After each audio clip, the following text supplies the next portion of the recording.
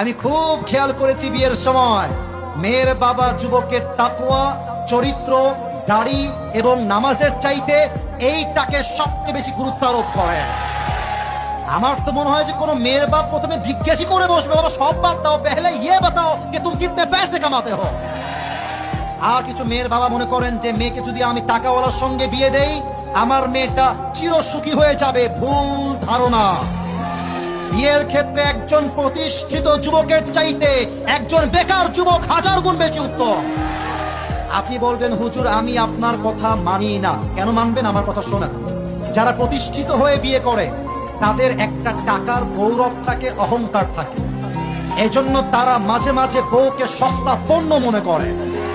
আর যে যুবকটা বেকার, শূন্য পকেটের যুবক, ওই যুবককে তার শূন্য অবস্থায় যেই নারী হালাল ভাবে হাত ধরবে, মাথায় রাখবেন যুবকটা আজকে জিরো হতে পারে, কালকে সে হিরো তো হতে পারে।